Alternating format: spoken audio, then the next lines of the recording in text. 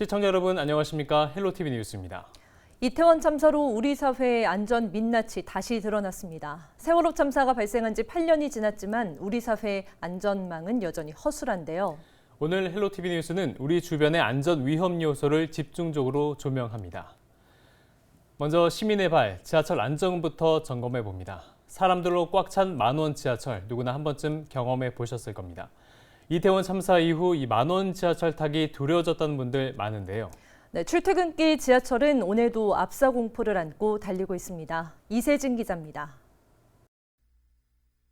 인파에 휩쓸려 지하철 안으로 떠밀려 들어가고 문이 닫힐 때까지 벽끝을 붙잡고 간신히 버팁니다. 매일 출퇴근길 반복되는 익숙한 풍경. 이태원 참사 이후엔 공포가 됐습니다. 혹시나 이렇게 숨이 가빠오는 게 혹시 이런 전조가 될 수도 있지는 않을까, 여기 있는 사람들의 이야기가 또 될 수도 있지 않을까, 이런 불안감을 계속 갖고 있죠. 지옥철로 악명 높은 김포 도시철도의 정원은 한 칸에 172명입니다. 하지만 출퇴근길에는 300명이 넘게 탑승합니다. 혼잡률로 따지면 200%를 훌쩍 넘는 수준입니다.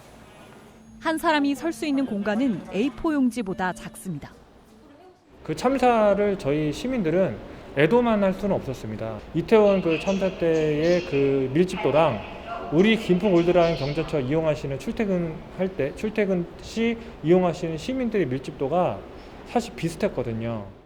학계에서는 밀집 사고 위험성을 예측할 때 1제곱미터당 몇 명이 있는지를 기준으로 봅니다. 가로 세로 1m 남짓한 작은 공간을 차지하는 인원이 6명을 넘어가면 위험하다는 게 공통된 설명입니다.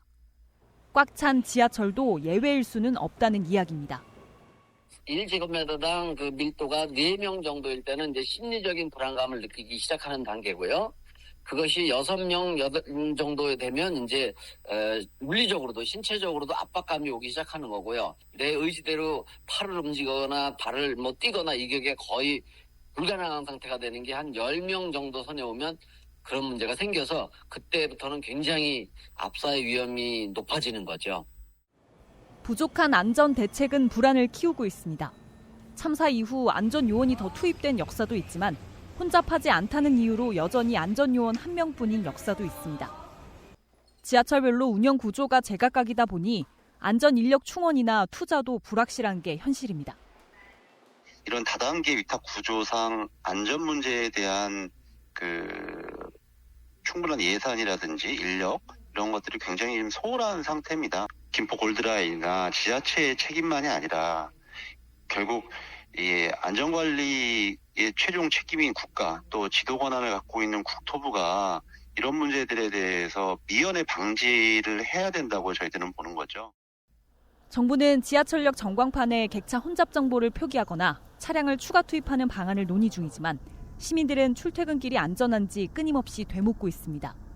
전문가들은 과밀에 대한 지나친 불안은 경계하는 게 좋다고 조언하면서도 출퇴근길 안전을 보장해줄 대책은 반드시 선행돼야 한다고 입을 모으고 있습니다. 헬로티비 뉴스 이세진입니다. 다음으로 시민들에게 매우 친숙한 에스컬레이터 안전 문제 짚어봅니다. 에스컬레이터에선 앞뒤 사람이 다닥다닥 붙어 있어서 한 사람이 넘어지면 도미노처럼 쓰러질 수 있는데요. 이 때문에 에스컬레이터 안전사고가 비일비재하게 발생합니다. 김진재 기자가 현장 상황 확인해봤습니다. 시민들이 에스컬레이터로 몰립니다. 운행 방향 오른쪽에는 가만히 서 있는 줄이, 왼쪽에는 이동하는 줄이 자연스럽게 만들어집니다. 혹여나 열차를 놓칠까 급히 이동하는 사람들. 캐리어를 든 채 뛰어가는 경우도 있습니다. 승강기 안전관리법상 이용객들은 운행 중인 승강기에서 뛰거나 걷지 못하도록 돼 있습니다. 하지만 규정을 지켰다간 뒷사람의 따가운 눈총을 받을 수 있습니다. 불안하죠. 뒤에 이렇게 쳐다보게 되고 발자국 소리가 들리면 그쪽에 설 수가 없으니까 어쩔 수 없이 늘 이제 오른쪽에 서게 되죠. 에스컬레이터 폭은 대부분 1m 내외로 성인 2명이 나란히 서면 꽉 찰 정도의 공간입니다. 걷거나 뛰는 과정에서 옆 사람과 부딪힐 수밖에 없는 구조. 특히 이용객 대부분이 손잡이를 잡지 않고 휴대폰을 하거나 주머니에 손을 넣고 탑승하다 보니 자칫 큰 사고로 이어질 수 있는 환경입니다. 건축법에서 규정하고 있는 건축물 계단 높이보다 높거든요. 한 6cm 정도가 더 높아요. 그래서 일반 계단 걷듯이 걷다 보면은 발이 걸려서 넘어질 수도 있고, 걷거나 뛰어가다가 옆에 분을 치게 되면은 옆에 쭉 서 계신 분들이 한 분이 넘어지면 도미노처럼 연쇄적으로 넘어져서 대형 사고로 이어질 수 있기 때문에. 서울교통공사가 서울 지하철 내 에스컬레이터 넘어짐 사고를 집계한 결과 지난 2017년부터 약 5년간 발생한 사고는 모두 257건, 한 달 평균 4-5건 꼴입니다.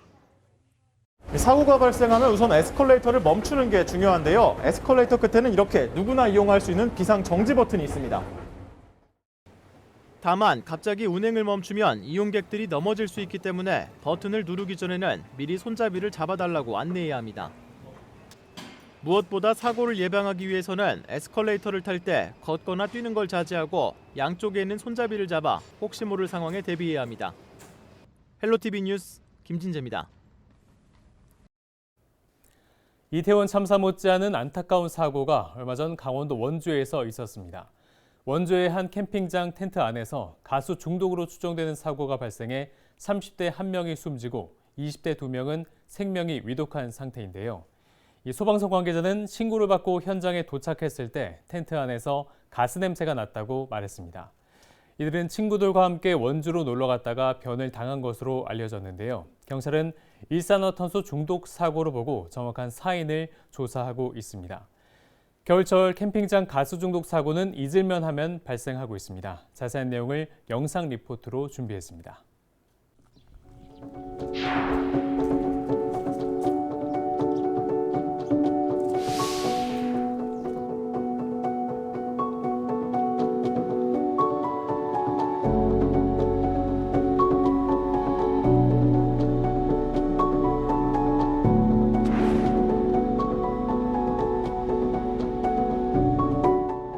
텐트에서 잠자던 40대 낚시객이 일산화탄소 중독으로 숨지는 사고가 발생했습니다.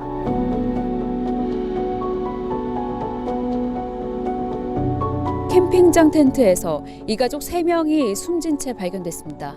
타박하던 50대 남성 4명이 참변을 당한 건 13일 저녁.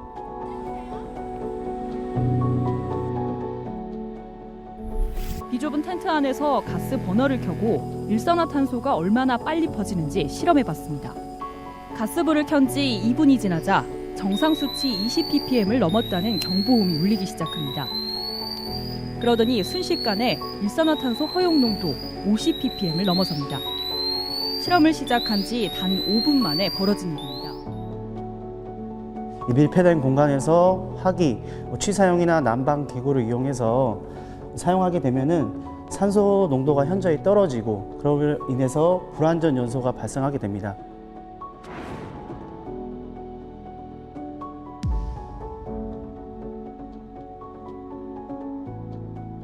캠핑카도 따지고 보면 숙소예요. 안전 측면에서 보면 이게 밀폐대성이 있기 때문에 CO 감지기라든지요 이런 것들을 좀 설치해서 좀 사고를 예방하는.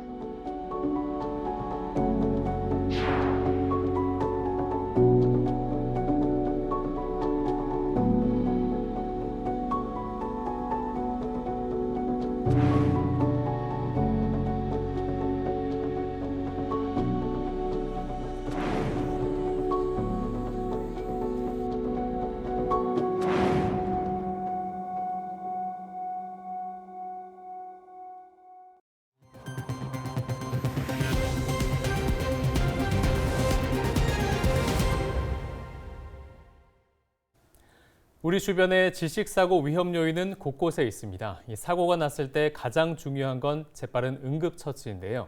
이 과정에 자동심장 충격기가 매우 유용할 수 있습니다. 네, 이 자동심장 충격기는 500세대 이상 아파트 등 일부 시설에 의무적으로 설치하도록 돼 있는데요. 현장 사정은 어떨까요? 안수민 기자가 점검해봤습니다. 중구 광복로입니다. 부산의 대표적인 번화가 중 한 곳인데요. 특히 크리스마스 전후로는 이 거리 전체가 사람들로 가득 찹니다. 보건복지부 어플리케이션을 활용해서 이 거리에서 활용할 수 있는 자동 심장 충격기를 찾아보도록 하겠습니다. 광복로 패션거리 일원과 비프광장, 국제시장까지 지상에는 자동 심장 충격기가 설치된 곳이 없습니다. 그나마 가장 가까운 곳인 지하철 역사 안. 패션거리에서 남포역에 설치된 자동 심장 충격기까지 가봤습니다. 빠른 걸음으로 6분가량이 걸렸는데 다시 돌아오는 것까지 고려하면 10분 이상이 소요됐습니다. 주변에서 찾기도 힘든데 드문드문 있는 기기마저도 대부분의 시민들은 어디에 있는지 어떻게 찾을 수 있는지 알지 못합니다. 보건복지부가 자동 심장 충격기의 위치를 알 수 있는 어플리케이션을 만들었지만 어플리케이션 존재 자체도 모릅니다. 긴급 상황이 발생했을 때 쓸 수 있는 어떤 자동 심장 충격기라든지 이런 응급 용품 같은 거 어디서 찾을 수 있는지 알고 계세요? 몰라요. 우리 몰라요. 알면 좋은데. 어떤 방식으로 찾아야 되는지는 평소에 알고 계세요? 아니요. 위치 같은 거 알고 있었으면 좋을 것 같습니다. 심정지 환자의 골든타임은 4분. 자동 심장 충격기 바로 옆에서 사고가 나지 않는 한 이 시간 안에 자동 심장 충격기를 찾아 사용하는 것은 사실상 불가능에 가깝습니다. 응급의료에 관한 법률은 공공보건의료기관과 구급차, 항공기, 철도, 선박, 500세대 이상 공동주택 등에 자동 심장 충격기를 의무적으로 설치하도록 하고 있습니다. 이에 따른 설치 의무기관과 비의무기관을 포함해 전국에는 5만여 대의 자동 심장 충격기가 설치돼 있습니다. 하지만 설치된 곳 대다수는 도심 번화가에서 떨어져 있습니다. 상업시설과 다중이용시설에 설치된 경우는 2,600곳가량에 불과합니다. 잘 없죠. 그리고 부산 번화가 등에서 AED 설치된 곳이 거의 찾기가 어렵더라고요, 저도. 그래서 사실은 조례나 이런 거를 통해서 편의점이나 노래방, PC방, 커피숍, 식당 등 우리 주변에 있는 흔한 다중이용업소에 AED를 의무 설치할 수 있도록 시나 구차원에서 일부 지원 사업 같은 경우를 펼쳐가지고 이런 가운데 부산시는 전국에서 처음으로 시민들의 접근성이 좋은 편의점에 자동 심장 충격기를 보급하는 사업을 추진한다고 밝혔습니다. 헬로티비 뉴스 안수민입니다. 이태원 참사와 관련해 잊히지 않는 한 장면이 있습니다. 이 사고 현장 주변에 있던 시민들이 누가 먼저라 할 것도 없이 팔을 걷어붙이고 쓰러진 사람들에게 심폐소생술을 하는 모습인데요. 예기치 못한 급박한 상황에서 심폐소생술이 유일한 희망이었습니다. 심폐소생술하는 방법 손성혜 기자가 자세히 전해드립니다. 이태원 참사 희생자들의 사망 원인은 대부분 질식에 의한 심정지로 추정되고 있습니다. 심정지 환자의 골든타임은 4분. 4분 안에 응급처치를 받지 못하면 생존율이 절반으로 떨어집니다. 심정지 환자를 발견하면 먼저 의식이 있는지 확인하고 여보세요? 괜찮으세요? 정신 차려보세요. 반응이 없으면 즉시 주변에 도움을 요청합니다. 119에 신고해 주시고요. 그 옆에 안경 끼신 남성분 자동 심장 충격기 가져다 주세요. 환자의 상의를 벗기고 두 손으로 가슴 압박을 시작합니다. 체중을 실어 강하고 빠르게, 힘들어도 중간에 멈추면 안 됩니다. 심장을 살리는 것이 먼저이기 때문에 일반인 대상으로 갈비뼈가 부러지는 소리가 들렸다든지 또는 압박을 하는데 부러진 느낌이 드셨다고 하시더라도 신경 쓰지 마시고 깊은 깊이 5cm 이상의 압박 깊이로 계속적으로 압박을 해주시면 되겠습니다. 이때 중요한 점은 압박은 멈추지 않고 119가 올 때까지 환자가 소생할 때까지는 멈추지 않고 해주시는 게 중요하고요. 8살 미만의 소아는 가슴 압박과 인공호흡을 함께 해야 합니다. 가슴 압박은 한 손으로, 인공호흡은 1초씩 2번 숨을 불어넣습니다. 턱끝을 살짝 들어서 기도를 살짝 열어주고요. 그래서 이때 콧구멍을 막아서 입을 전체를 막아주셔야 돼요. 콧구멍을 막는 이유는요. 호흡이 다른 곳으로 새어나가지 않게끔. 기도가 막혔을 때 하는 응급처치법, 일명 하임리히법도 알아두면 좋습니다. 음식물 등으로 기도가 막혔을 때 응급처치가 늦어지면 질식사로 이어질 수 있습니다.